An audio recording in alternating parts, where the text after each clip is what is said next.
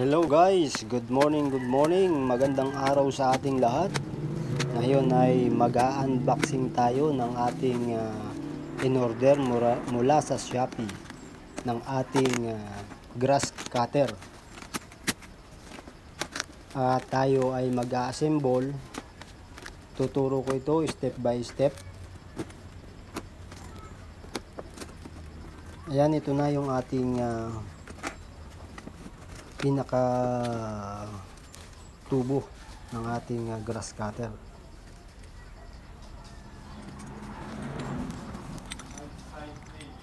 Napakasimple lang gawin itong ating pag-assemble para lang tayong gumagawa ng puzzle o nagbubuo ng puzzle. Yan, ito na yung ating motor ng ating grass cutter.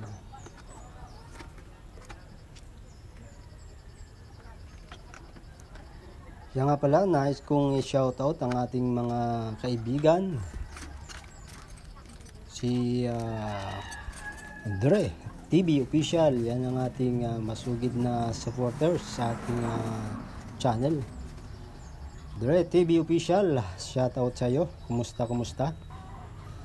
At sa atin pang mga kaibigan dyan, kay Cell Alps, yan ating mga kaibigan, kay Inday Cheng, mamimiss na natin yung ating mga kaibigan. Ayan yung ating yung umiikot dyan, yung clutch lining. Sasalpak lang natin yan. At pagkatapos ay itutornilyo natin mabuti. Ayan.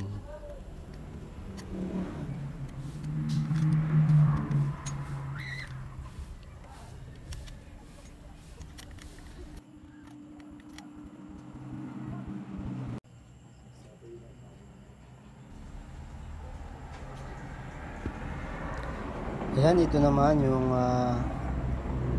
kanyang join. Tatanggalin lang natin yung cap at isasalpak natin yan dyan. Kung makikita nyo yung isang lock, mayroon niyang butas dun sa kabila. Kinakailangan ay ma-shoot yung butas dyan dun sa kanyang lock. Tiyak yung nakapasok yung butas para sa ating lock. Pagkatapos yan ay hihigpitan nating mabuti. Ayan.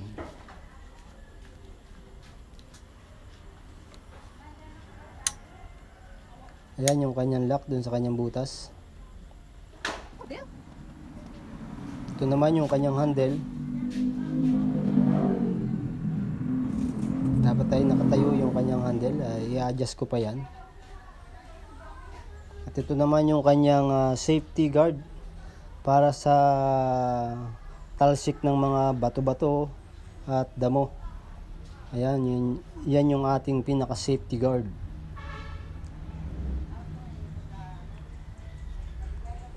Lalagay lang natin yan dyan sa hindi maabot ng kanyang blade.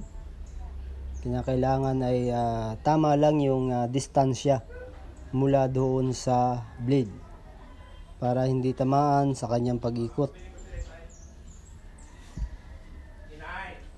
Ayan, higpitan lang natin mabuti yan para hindi siya magkaroon ng vibration. Ayan, ito yung kanyang blade at ang kanyang pag-ikot ng kanyang lock dyan, yung kanyang lock bolt ay counterclockwise, hindi yung normal na paghigpit. Kinakailangan counterclockwise. Ito naman yung kanyang ikakabit na natin yung para sa kanyang throttle.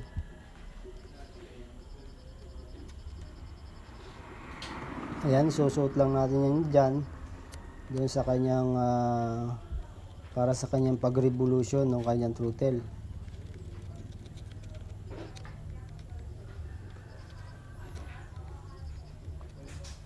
Ayan.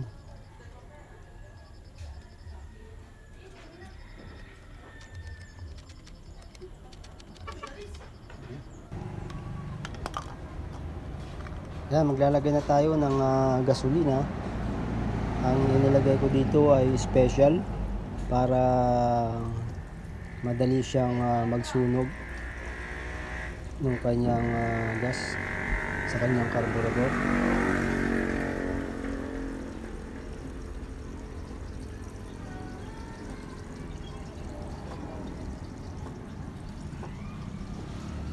At importanteng malaman din natin na kinakailangan muna natin itong i-break in. Paanda rin muna natin maghapon para lumuwag yung kanyang mga joint dahil masikip yung kanyang piston. At ito naman yung kanyang throttle, at least ay 10 times before natin siyang mag-start.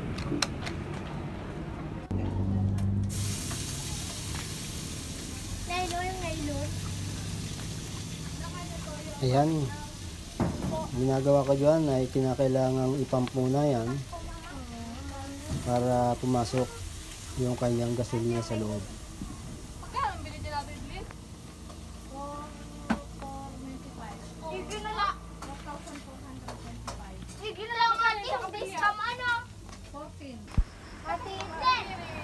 Ayan guys, importanteng malaman natin yung tips bago natin paandarin yung ating makina.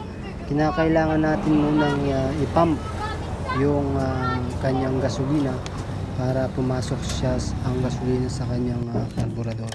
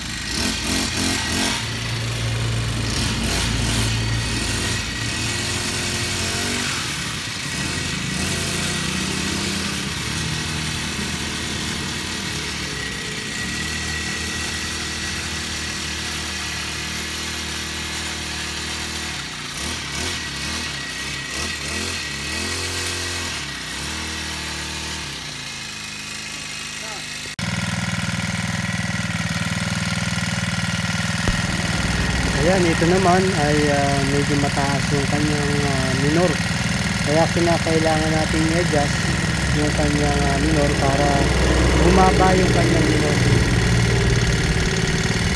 Salamat sa inyong panonood sa aking tutorial.